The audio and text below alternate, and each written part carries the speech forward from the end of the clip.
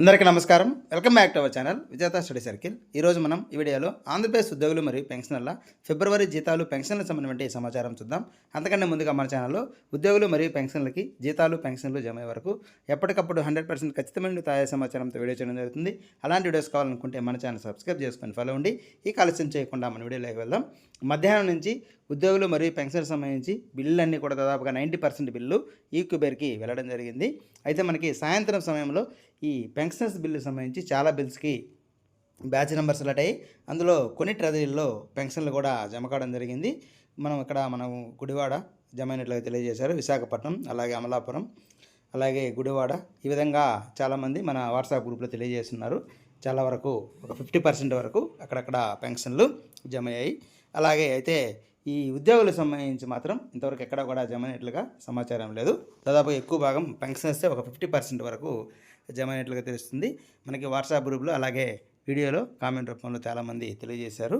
అయితే ఉద్యోగులకు సంబంధించి చాలా బిల్స్ చెక్ చేయడం జరిగింది. అవన్నీ కూడా మధ్యాహ్నం నుంచి ఈ కుబేర్లో ఉన్నాయి.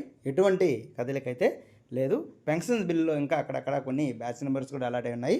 దాదాపుగా రాత్రికి ఒక 80 నుంచి 90% వరకు పెన్షన్లు ఎక్కువ భాగం జమ అయ్యే అవకాశం ఉంది. అయితే జీతాల బిల్లుల్లో ఏమైనా కదలిక వస్తుందేమో చూడాలి. ఎందుకంటే ఈ రాత్రి సమయంలో కదలిక వచ్చి బ్యాచ్ నెంబర్స్ అలాట్ అయినట్లయితే రేపు ఉదయమైనా సరే మనకి జమ అయ్యే అవకాశం ఉంటుంది. ఎందుకంటే సండే అయినా సరే మనకి బ్యాచ్ నెంబర్స్ అలాట్ అయిన తర్వాత మనకి ఫండ్ అనేది అలాట్ చేయబడుతుంది. కాబట్టి ఖచ్చితంగా మనకి 90% జమ అయ్యేదానికి అవకాశం ఉంది. ఇంకేమైనా అర్ధరాత్రి సమయంలో లేదా ఇక్కడి నుంచి ఈ బిల్లుల్లో కదలికైనా వచ్చే అవకాశం ఉన్నట్టుంది. ఒకవేళ అవకాశం వచ్చి బ్యాచ్ నెంబర్స్ అలాట్ అయితే మాత్రం రేపు ఉదయం ఆదివారం అయినా సరే కొందరికి జీతాలు జమ అయ్యే అవకాశం ఉంది.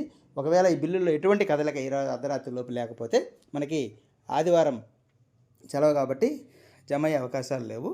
ఈ మిగిలిన అందరూ కూడా ఈ కుబేర్లో ఉన్న అన్ని బిల్లులు కూడా మనకి మండే ఉదయానికి క్రియేట్ అయ్యే అవకాశం ఉంది. అయితే ఈ బిల్లులో కదలిక వస్తుందో వేచి చూడాలి. ఒకవేళ కదలిక వచ్చినట్టయితే తర్వాత వీడియోలో వివరంగా తెలియజేయడం జరుగుతుంది.